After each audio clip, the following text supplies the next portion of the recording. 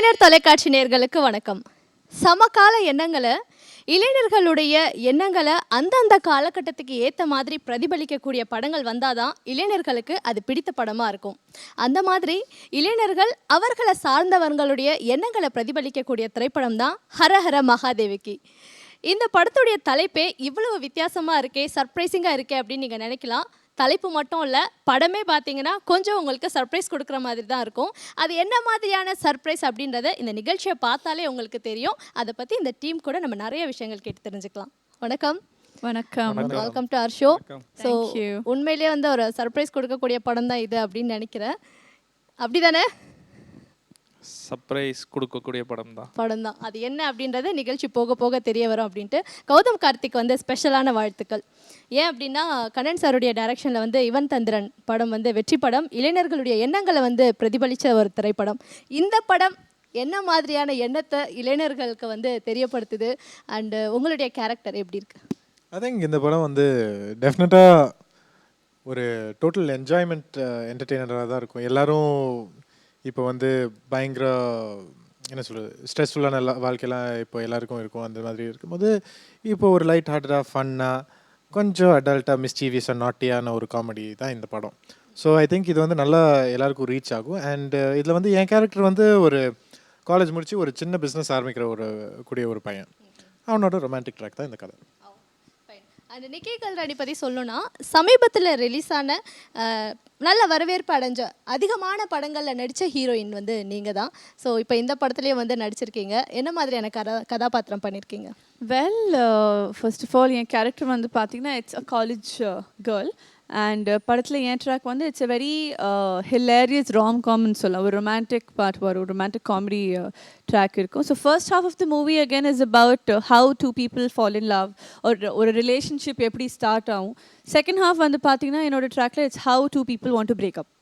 So அந்த ஒரு ட்ராக்ல போவோம் படம். அண்ட் என் character is again a college goer. Hara Hara மகாதேவிக்கு என்ன அர்த்தம்? இந்த படம் பார்த்துட்டு போகிற ரசிகர்களுக்கு இது என்ன மாதிரியான படம் அப்படின்ட்டு அவங்க புரிஞ்சுப்பாங்க. இந்த படம் கதை டோட்டலாகவே வந்து ஒரு ரெசார்ட்டில் நடக்கிற கதை.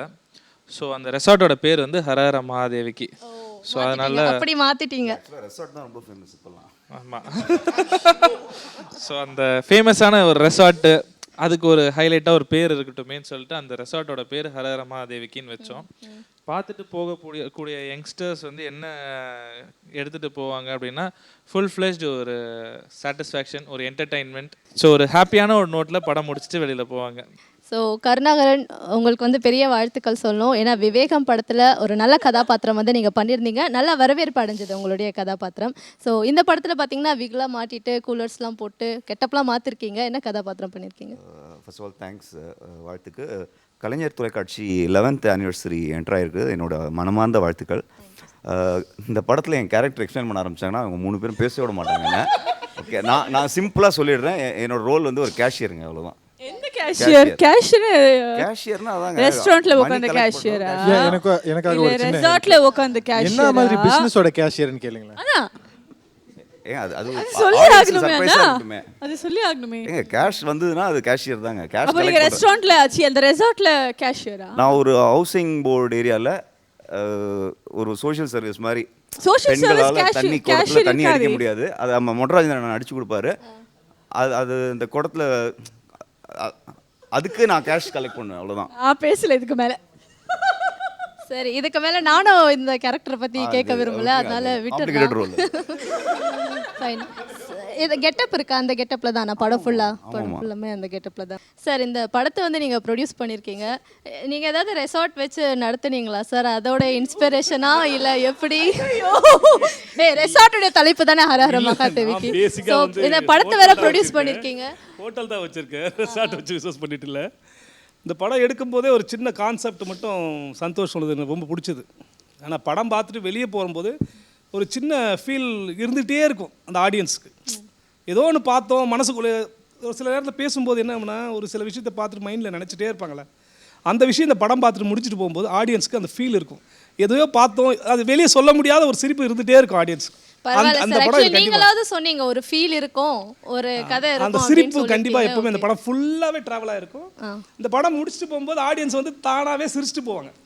அந்த ஃபீல் இந்த படத்தில் கண்டிப்பாக இருக்கும். ஃபீல் இருக்குன்னு சொன்னாரு, கதை இருக்குன்னு அவர் சொல்லவே இல்லை. ஃபீல் தான். அதான் அந்த கதையில feel சிரிப்பு இருக்கு. தான் நான் சொன்னேன். ஆனா கதையே கதையே இல்லையே. கண்டிப்பா கதையே இல்ல. டீமே ஓப்பனா ஒத்துக்கறாங்க கதை இல்ல, பட் ஒரு ஃபீல் இருக்கு. இல்ல கதை ஒரு இல்ல நிறைய கதைகள் இருக்கு.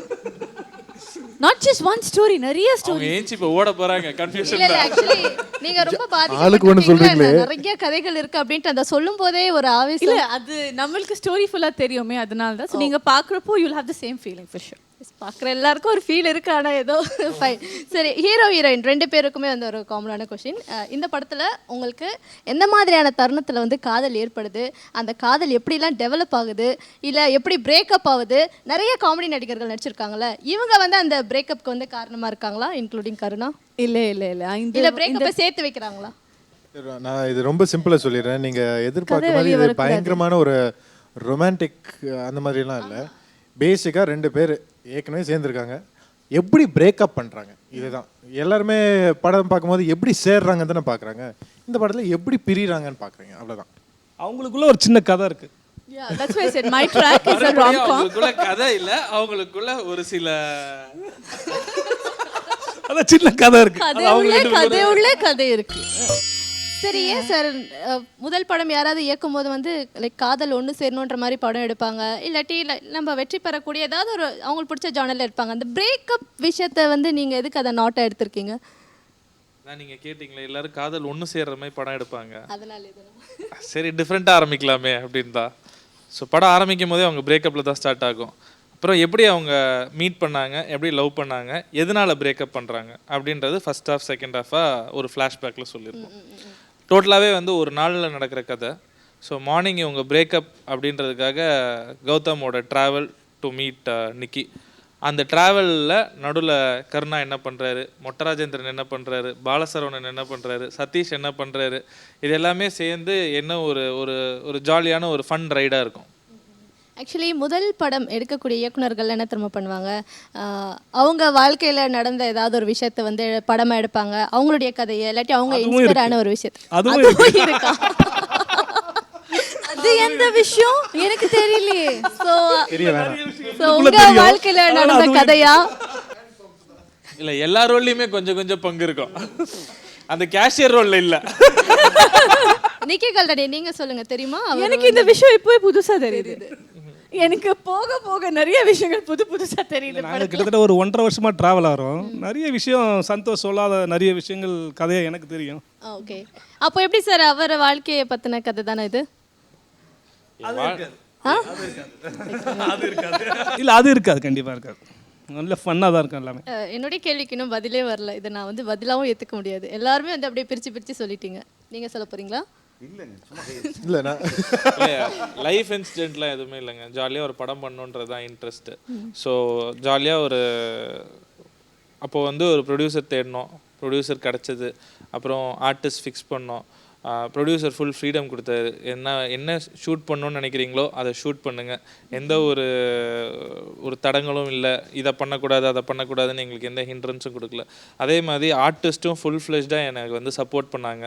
ஸோ அதனால் ஜாலியாக ஒரு படம் பண்ணோம். அதில் என் லைஃப் இன்சிடென்ட்லாம் எதுவுமே இல்லைங்க. அங்கங்கே நம்ம லைஃப்பில் அப்படி லைட்டாக ஏதாவது ஒன்று தொட்டுட்டு அப்படி போயிருப்போம், அந்த மாதிரி சில விஷயங்கள் இருக்கும், அவ்வளோதானே ஒழிய ஃபுல் ஃப்ளெஷ்டாக என் லைஃப் ஸ்டோரிலாம் கிடையாது. ஸோ நிக்கி பிரேக்கப்ல இருந்து தான் ஸ்டார்ட் ஆகுது அப்படின்னீங்களே, ஆக்சுவலி பிரேக்கப்க்கு எப்படி நீங்கள் காரணமாக இருப்பீங்களா, அவரா? என்ன ரீசன்? நிறைய அந்த ஸ்டோரி எல்லாம் இப்போ சொல்ல முடியாது, எல்லாமே ஒரு சஸ்பென்ஸ்.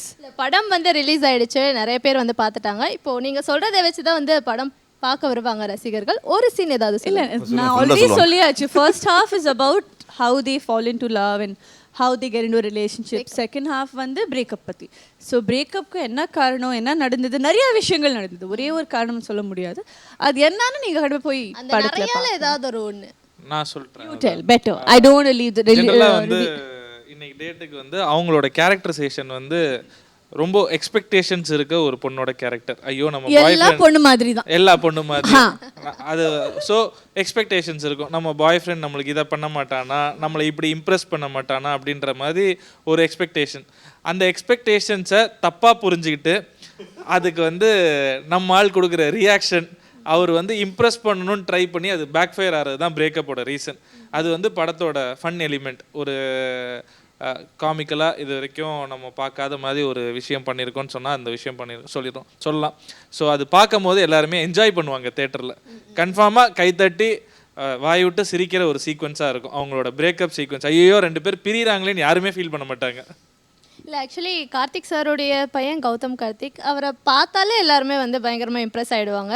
ஸோ ஏதோ அவரை தனியாக செஞ்சு கேர்ள்ஸ் இந்த படம் தான் கார்த்திக் இம்ப்ரெஸ் சார் மாதிரியே பண்ணியிருப்பாரு. அப்படி டிட்டோ பண்ணியிருப்பாரு. அப்படியே பண்ணியிருப்பாங்க. நீங்கள் என்ன பாருங்க, படம் வரும்போது ஆனா தெரியும். அப்பா கிட்ட யாரும் பிரேக்கப் பண்ணலைங்க. பார்த்தோன்னே இம்ப்ரெஸ் ஆயிடுவாங்க இந்த படத்துல இன்னைக்கு. ஆனா எதை பார்த்து இம்ப்ரெஸ் ஆனாங்கன்னு தான் தெரியல. சரி, மற்ற காமெடி ஆர்டிஸ்ட் கூட உங்களுக்கு காம்பினேஷன் இருக்கா? நிக்கி கல்ராணியோட காம்பினேஷன்லாம் இருக்கா? ஆக்சுவலாக ரொம்ப கம்மி எனக்கு அவங்களோட காம்பினேஷன். மேக்ஸிமம் ராஜேந்திரனோட, அப்புறம் சதீஷோடவும் கம்மி. மெயின் பாலசரவணன் இவங்களோட இருந்தது. Enjoyed working with. Okay. So இந்த காலகட்டத்தில் பார்த்தீங்கன்னா ஒரு ரெஸ்பான்சிபிள் ஹீரோ அப்படின்னு யாருன்னா அந்த வரிசையில் நீங்களும் வந்து இருக்கீங்க. ஓகேவா? நிறைய பேர் வந்து ஒரு ரெஸ்பான்சிபிளான படத்தை கொடுக்கணுன்ற மாதிரிலாம் ட்ரை பண்ணுவாங்க. உங்களுக்கு வந்து ஃபாலோவர்ஸாக வரவங்க வந்து நீங்கள் என்ன மாதிரியான படங்கள்லாம் பண்ணுறீங்க அப்படின்றத வந்து ஆழ்ந்து பார்க்கவும் ஆரம்பிச்சிட்டாங்க. ஸோ அந்த மாதிரியான நேர்களுக்கு இது எந்த மாதிரியான ஒரு படமாக இருக்கும்? சரி, இங்கே வந்து இந்த படத்தில் வந்து எதுவும் மெசேஜும் இல்லை. என்ன மாதிரி ஒரு சோஷியல் அவேர்னஸ் அதெல்லாம் ஒன்றும் க்ரியேட் பண்ணுறது இல்லை இந்த படத்தில். சும்மா நீங்கள் காசு கொடுத்தீங்களா, டிக்கெட் வாங்கினீங்களா, போய் உட்காருங்க, என்ஜாய் பண்ணுங்கள், வாங்க, உங்களுக்கு ஒரு ஸ்ட்ரெஸ் பஸ்டராக இருக்கும், அவ்வளோதான். இல்லை, ரெஸ்பான்சிபிளான ஹீரோ தான் அவர். இந்த படத்தில் எடுத்துக்கிட்ட ரெஸ்பான்சிபிலிட்டி என்னென்னா எல்லாரையும் என்டர்டெயின் பண்ணணும். கவலையோட சோகமாக எல்லாரோட பிரச்சனைகளையும் மறந்து விட்டுட்டு தேட்டருக்குள்ளே வந்தால் என்டர்டெயின் பண்ணி வெளியில் அனுப்பணுன்ற ரெஸ்பான்சிபிலிட்டியை அவர் வந்து எடுத்துக்கிட்டார். பார்த்தீங்களா என் டைரக்டரு ரொம்ப நல்லா டான்ஸ் பண்ணியிருக்காரு. விட்டு கொடுக்க மாட்டார். அது சரி, இந்த ரெஸ்டாரண்ட்டோடைய நேம் ரெசார்ட்டா? Resort. ரெசார்ட் தான். ஓகே. ஸோ ரெசார்ட்டோடைய நேம் வந்து ஹரஹர மகாதேவிக்கு. அதில் மற்ற ஆட்கள்லாம் யாரெல்லாம் இருக்காங்க, அவங்கெல்லாம் என்ன பண்ணுறாங்க? மற்ற ஆட்கள் ஆக்சுவலி பெரிய லிஸ்ட்டு, பார்த்து தான் சொல்லணும். திடீர்னு மறந்துடும், யாராவது ஒருத்தரை விட்டால் தப்பாயிடும். மொட்டை ராஜேந்திரன், கருணாகரன் அவங்க 2 பேரும் அவங்களோட ட்ராக் ஒன்று தனியாக இருக்கும். ட்ராக்குன்னா ஐயோ படத்தில் ஒட்டாமல் போயிடுமோன்ட்டு இல்லை, எல்லாரோட ட்ராவல் டுவர்ட்ஸ் த ரெசார்ட் வந்து ஃபஸ்ட் ஹாஃபில் இருக்கும். செகண்ட் ஹாஃபில் எல்லாருமே ரெசார்ட்குள்ளே இருப்பாங்க. ஸோ அவங்க 2 பேரோட ட்ராக் வந்து ஒரு மோஸ்ட் ஹிலாரியஸான ஒரு ட்ராக்காக இருக்கும். ஒரு டம்மரோட ட்ராக் மாதிரி இருக்கும், செம்மையாக இருக்கும். இது பாலசரவணன் வந்து ஒரு இன்டலெக்சுவலான ஒரு காமெடியாக இருக்கும். ஆர்கே சுரேஷ் வந்து ஒரு போலீஸ் ஆஃபீஸராக பண்ணியிருக்காரு. ஸோ அவரது வந்து ஒரு எமோஷ்னல் சைடு இதில் இருக்கும். ரவி மரியா அண்ட் நமோ நாராயணன் அவங்க 2 பேரோட ட்ராக் வந்து ஒரு பொலிட்டிக்கல் சட்டையராக இருக்கும். அதை எப்படி ஒரு காமிக்கலாக காட்டலாம் அப்படின்றது தான் அவங்க 2 பேரோட ட்ராக்கு.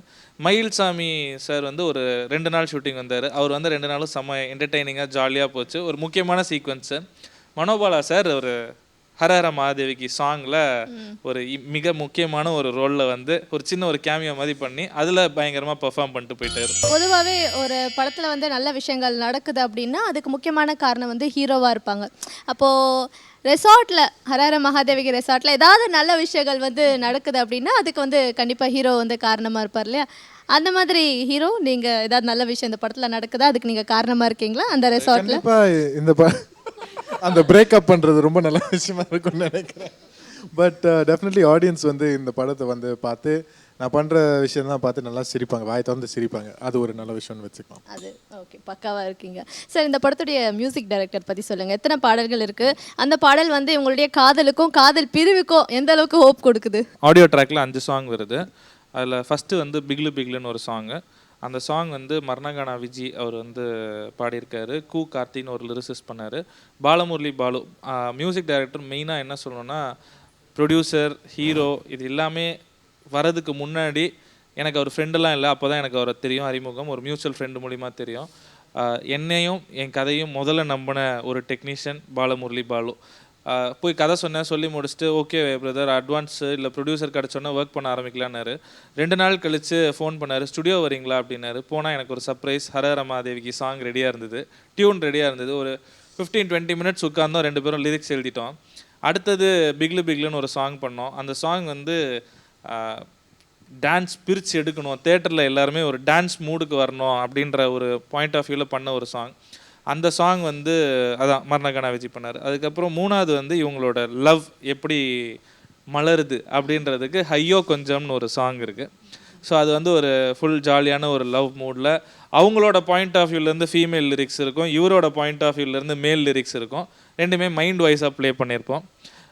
செகண்ட் ஹாஃபில் வந்து சிக்கு புக்குன்னு ஒரு சாங் இருக்குது. அது ஒரு மாண்டேஜ் சாங்காக வரும். அந்த சாங் வந்து இவங்களோட ஒரு நாள் ஜாலியாக வெளியில் போய் சுற்றிட்டு வரலாம் அப்படின்னு சொல்லி கிளம்புன ஒரு சாங்காக இருக்கும். ஆனால் அந்த சாங்கோட எண்டில் ஒரு டிசாஸ்டர் ஒன்று வெயிட் பண்ணிகிட்ருக்கோம் அவங்களோட எக்ஸ்பெக்டேஷன்ஸுக்கு. ஃபைனலாக ஹரஹர மகாதேவிக்கு சாங், அது வந்து ஒரு ஜாலியான ஒரு பெப்பியான ஒரு நம்பர் வித் டான்ஸ் நம்பர் மாதிரி இருக்கும். இதான் சாங். ஸோ ஹரஹர மகாதேவிக்கு இந்த படத்துடைய ஹைலைட்ஸை வந்து இண்டிவிஜுவலாக ஒவ்வொருத்தருமே வந்து சொல்லுங்கள். ஹைலைட்ஸ்னு என்ன சொல்வீங்க? நீங்கள் ஸ்டார்ட் பண்ணிக்கலாம். ஃபன் தாங்க, முழுக்க முழுக்க ஃபன்னாக இருக்குங்க. ஃபுல்லாகவே ஃபன்னாக இருக்கும். படம் பார்க்குறவங்களுக்கு ஒரு இடத்துல கூட அந்த ஒரு சின்ன வெறுப்புன்னு சொல்கிறாங்கள, அந்த இடம் ஒரு இடம் கூட இருக்காது. ஆரம்பத்துலேருந்து எண்டு வரைக்கும் அந்த ஃபன் இருந்துகிட்டே இருக்கும். ஒவ்வொரு சீன்லேயும் அந்த விஷயங்கள் தெளிவாக இருக்கும். ஆக்சுவலி ப்ரொடியூசருக்கு வந்து இந்த நம்பிக்கை இருந்தாலே போதும், இந்த படம் வந்து கண்டிப்பாக வெற்றி சொல்லும் போது அடைஞ்சிரும். தெரிஞ்சு போச்சு எனக்கு. அதனால அது கண்டிப்பாக அது 100% இருக்குது. ஓகே, நீங்கள் சொல்லுங்கள். ஹரஹர மகாதேவிக்கு அதான் நான் சொன்ன மாதிரி ஃபுல்லி என்டர்டெயின்ட். ஒரு படம் பார்த்த ஒரு திருப்தி இருக்கும். அதாவது நம்ம ஒரு 2 மணி நேரம் ஜாலியாக இருந்தோம். ஃபன்னுன்றதை நான் வேறு வார்த்தை மாற்றி சொல்கிறேன். ஜாலியாக கைத்தட்டி ஃப்ரெண்ட்ஸோட என்ஜாய் பண்ணி பார்க்குற ஒரு படமாக இருக்கும். நம்ம அழுதுட்டு என்னடா மெசேஜ் சொல்கிறாங்க, யாரா நம்மளுக்கு அட்வைஸ் பண்ணுறது, இது மொக்கையாக இருந்தது, போராக இருந்ததுலாம் தாண்டி ஃபுல் ஃப்ளெஷ் ரியலிஸ்டிக்காக இன்றைக்கி லைஃப்பில் நடக்கிற விஷயங்கள் எல்லாத்தையும் வந்து தேட்டரில் பார்த்து அங்கங்கே நம்மளுக்கு ஒரு சில விஷயங்கள் பார்த்துருப்போம், அதை ரிலேட் பண்ணிக்க முடிஞ்ச ஒரு என்டர்டைனிங் ஃபன் மூமெண்ட் இருக்கும் படத்தில். ஜாலியாக இருக்கும். ஆக்சுவலி டேரக்டர் ஒவ்வொருத்தரும் வந்து எந்த வகையில் வித்தியாசப்படுவாங்கன்னா ஒரே விஷயத்த வேறு மாதிரி சொல்லணும். ஸோ என்டர்டெயின்மெண்ட் அப்படின்றத சொல்லாமல் நான் வேறு மாதிரி சொல்கிறேன்னு சொன்னீங்கல்ல, உண்மையிலே வித்தியாசம் தான். சூப்பர். நீங்கள் எனக்கு வந்து இந்த படத்தில் வந்து ஹைலைட் வந்து சாங்ஸ் எல்லாமே டிஃப்ரெண்ட்டாக இருக்குது. சொன்ன மாதிரி எல்லாமே வேறு ட்ரெண்டில் இருக்குது. ஸோ கண்டிப்பாக கேட்சியாக இருக்கும். நீங்களாக கேட்டிருக்கீங்க. அண்ட் விஷுவலியும் ரொம்ப அழகாக இருக்கும் பார்க்குறதுக்கு. ஸோ என்னோட ஹைலைட்டுன்னு சொல்லணும்னா சாங்ஸ் எல்லாம் இருக்கும். நிக்கி?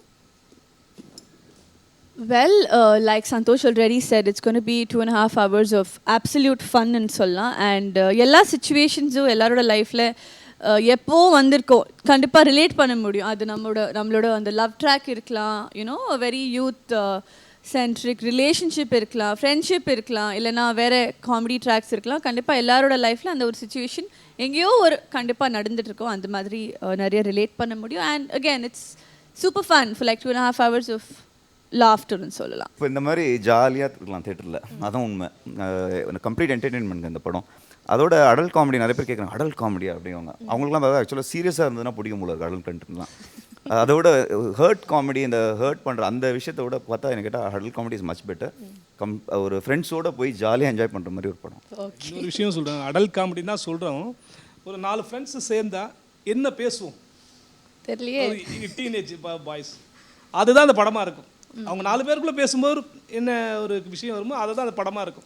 ஓகே, அது கண்டிப்பாக அவங்களுக்கு பிடிக்கும், இந்த யூத்து கைஸ். அது பேசுகிறவங்களுக்கு பிடிக்கும். கண்டிப்பாக. ஓகே சார், பொதுவாகவே தமிழ் சினிமாவில் ஒரு இயக்குனருக்கு படம் மூலமாக இந்தந்த விஷயங்கள்லாம் சொல்லலாம், இதெல்லாம் சொல்லக்கூடாது அப்படின்ட்டு ஒரு வரையறை இருக்குன்னு சீனியர் டெக்னீஷியன்ஸும் சீனியர் சிட்டிசன்ஸ் எல்லாரும் வந்து சொல்லியிருக்காங்க. இந்த படம் அந்த வரையறைக்குள்ளே இருக்குமா, அதையும் தாண்டி இருக்குமா? எதை சொல்லலாம் எதை சொல்லக்கூடாதுலாம் நான் எதுவும் யோசிக்கலைங்க. எனக்கு என்ன தோணுச்சோ அதை சொல்லணும்னு ட்ரை பண்ணியிருக்கேன். அதுக்கு என் ப்ரொடியூசர் வந்து எனக்கு இடம் கொடுத்தாரு. அதுக்கு அடுத்தது என் ஆர்டிஸ்ட் வந்து பண்ணலாம் அப்படின்னு சொல்லி பண்ணாங்க. அதை தாண்டி சென்சார் இடம் கொடுத்துருக்கு. ஸோ இது வரைமுறையா இல்லையான்றதெல்லாம் எனக்கு தெரில. ஆனால் சொல்ல வந்த விஷயத்த தெளிவாக சொல்லியிருக்கோம். படத்தில் கதையெல்லாம் இல்லை, ஜாலியாக என்ஜாய் பண்ணிட்டு போங்க. டெக்னீஷியன்ஸ் பற்றி சொல்லுங்கள். மற்ற டெக்னீஷியன் மியூசிக் டைரக்டர் பற்றி ஏற்கனவே பேசிட்டேன். கேமராமேன் செல்வகுமார், மாநகரம் படம் பண்ண கேமராமேன். அவரோட பெஸ்ட்டை கொடுத்துருக்காருன்னு சொல்லலாம். ஏன்னா மாநகரமுக்கும் ஹரஹர மகாதேவிக்கும் கம்ப்ளீட் வேறு கலர் டோன் எல்லாமே. ஸோ அவர் என்னோடய ஸ்பீடுக்கு ஏற்ற மாதிரி குவிக்கான டைமில் படம் முடிக்கிறதுக்கு ஃபுல் ஃப்ளெஷ்டாக ஹெல்ப்ஃபுல்லாக இருந்தார். அண்ட் படம் வந்திருக்க குவாலிட்டி அந்த டைமில் எடுத்த ஒரு குவாலிட்டின்ற மாதிரியே தெரியாது. So Selvakumar special thanks. Art director கலர்ஃபுல்லாக இருக்கிறதுக்கு மிக முக்கியமான காரணம் ஆர்ட் டைரக்டர். ஸோ அவருக்கும் வந்து வெரி குட் டெக்னீஷியன். அவர் ஒரு புது ஆர்ட் டைரக்டர், ஃபஸ்ட்டு மூவி இது அவருக்கு. அதுக்கப்புறம் என்னோடய லிரிசிஸ்ட், நல்லா பெப்பியாக ட்ரெண்டியாக லிரிக்ஸ் எழுதி கொடுத்தது. மாஸ்டர்ஸ் சதீஷ், அதுக்கப்புறம் ஷெரீஃப் அண்ட் பாஸ்கர் மாஸ்டர் 3 பேருமே கொடுத்த டைமில் சூப்பராக பண்ணி கொடுத்தாங்க. அதுக்கப்புறம் வேறு யார் இருக்கா, என்னோடய மேனேஜர்ஸ், என்னோடய அசிஸ்டன்ட் டைரக்டர்ஸ் இன் பர்டிகுலர், அவங்க எல்லாருமே வந்து they work they are literally working all the time 24 ஹவர்ஸில் எப்போ பார்த்தாலும் ஆஃபீஸில் இருப்பாங்க.